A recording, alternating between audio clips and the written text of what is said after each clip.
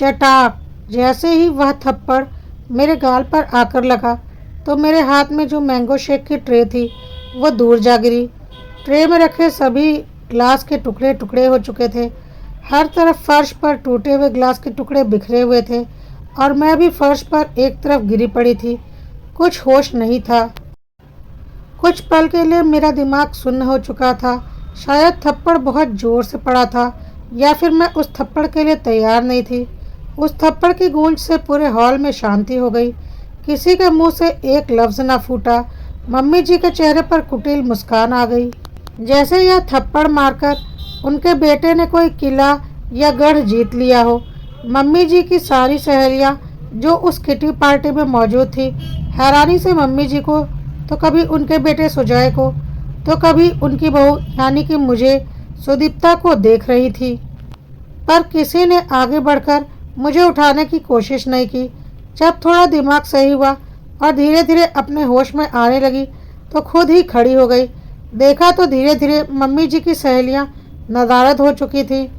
क्यों कोई दूसरों के घर के पचड़ों में टांग अड़ाए, यही सोचकर वह सब वहां से निकल गईं। जैसे ही खड़ी हुई वैसे ही सुजय चिल्लाते हुए बोले, घर के बाहर किससे पूछ कर गई थी? बहुत ज़्यादा मौज मस्ती करने का शौक चढ़ा है तुझे। इज्जत से रहना है इस घर में तो रह, वरना शौक उतारने अच्छे से आते हैं मुझे। सच कहूँ तो सिर अभी भी घूम रहा था, इसलिए कुछ कह नहीं पाई। सुजय अपना गुस्सा दिखाकर घर के बाहर निकल गए और मम्मी जी, उन्हें तो शायद मुझसे कोई हमदर्दी थी ही नहीं।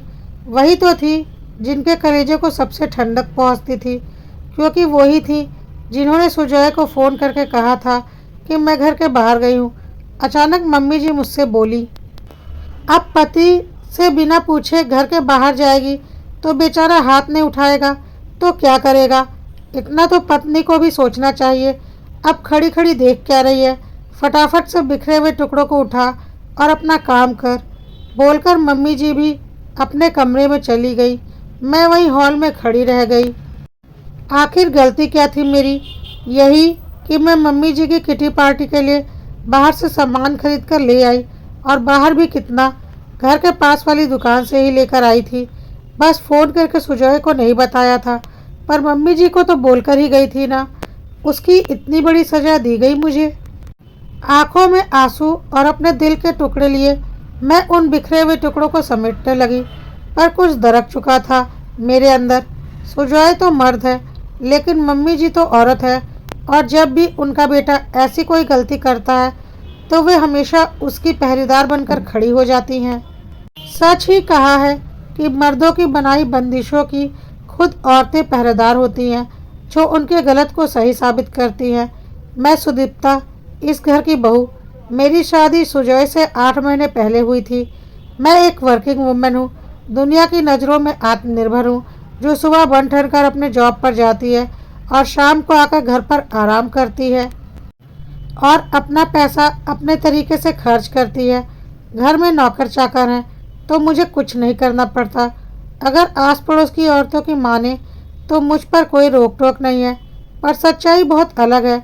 मेरे ससुराल में मेरी सास की नज़रों में मेरी कोई औकात नहीं है, क्योंकि वो मेरी पहरेदार बनी बैठी हैं। वह मेरे पल पल की पूरी रिपोर्ट मेरे पति को अपने तरीके से देती हैं, और उनका बेटा, वो अपनी माँ की नज़रों से अपनी पत्नी को देखता है, इसलिए उसे मुझ पर हाथ उठाने में गुरेज भी नहीं है। मैं अकेली कहीं भी आ जा नहीं सकती।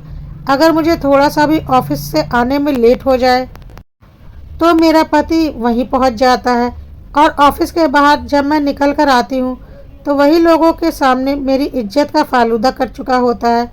जब शुरू शुरू में मैंने इसके लिए ऑब्जेक्शन उठाया था तब भी सुजय ने मुझ पर हाथ उठाया था, जिसके बाद मैं अपने मायके चली गई थी।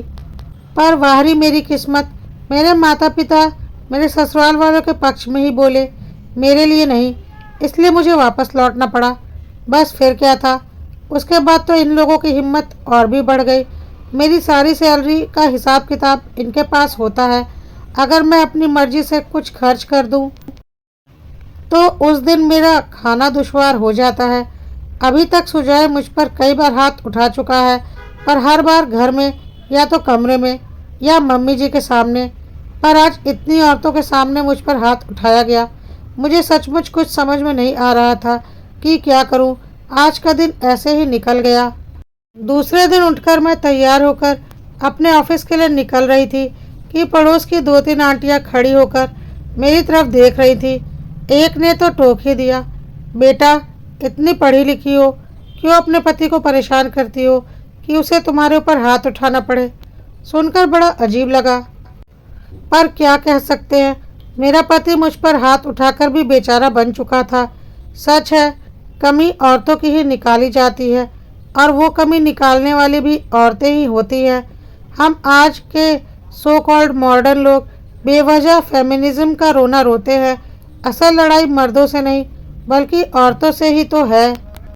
मन में ख्याल आ रहे थे कि काश भगवान अगले जन्म में औरत न बनाए, पर यह तो हार मानने जैसा था। अब इस जन्म को जीना है तो मुझे निर्णय लेना ही था।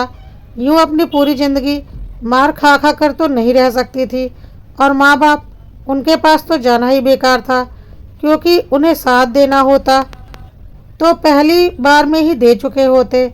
सबसे पहले मैं अपने ऑफिस पहुंची, छुट्टी के लिए अप्लाई कर बैंक गई, जहां पर मैंने अपने सारे अकाउंट के पासवर्ड डिटेल्स सब बदले और अपने अकाउंट को अपने अंडर लिया। इसके बाद निकलकर सीधे महिला पुलिस थाने पहुंची और अपने पति और सास के खिलाफ कंप्लेंट की। मेरी कंप्लेंट पर तत्काल ही सुनवाई हुई और 3 महिला कांस्टेबल के साथ मुझे ससुराल भेजा गया, जहां उन्हें देखकर दोनों के हाथ पैर फूल गए और उन दोनों ने हाथ जोड़कर मुझसे माफ़ी मांगी। हालांकि जिस तरीके से वो लोग मुझे देख रहे थे, मुझे पता था कि दोनों मुझ पर बाद में हाथ उठाएंगे। फिर भी मैंने उन्हें माफ़ किया, लेकिन साथ ही साथ मेरी जान को जोखिम है ये थाने में ज़रूर लिखवा दिया, जिसके बाद दोनों को वार्निंग देकर छोड़ दिया गया। कांस्टेबल के जाने के बाद मेरे पति ने मुझ पर हाथ उठाने की कोशिश की, पर इस बार मैंने भी पलटकर 2-3 चांटे उन्हें रसीद कर दिए। देखकर मम्मी जी चिल्लाई, अरे अपने पति पर हाथ उठाती है, शर्म नहीं आती तुझे? अगर घर की इज्जत ऐसे ही उछालने का शौक है तो यहाँ क्यों पड़ी हुई है? तालाक क्यों नहीं दे देती? नहीं मम्मी जी, तालाक तो मैं दूंगी नहीं। आखिर इतनी आसानी से आप लोगों को कैसे रहने दूँ? तालाक के बाद आपका बेटा दूसरी शादी कर लेगा और किसी और लड़की की ज़िंदगी बर्बाद करेगा।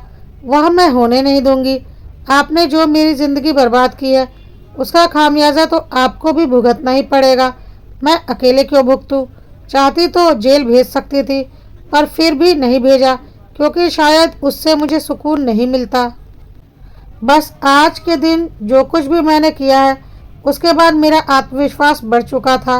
मैं उन्हीं लोगों के नाक के नीचे रहती हूँ, अपनी मर्जी से अपनी ज़िंदगी जीती हूँ, पर वो लोग बड़बड़ाने के अलावा कुछ नहीं कर सकते। उन लोगों ने मेरे माता पिता को भी बुलाया था, पर मैंने हाथ जोड़कर उन्हें मना कर दिया कि आप लोगों को अब कुछ बोलने की ज़रूरत नहीं। आप लोग अपनी लोक लाज संभालो और मैं अपना घर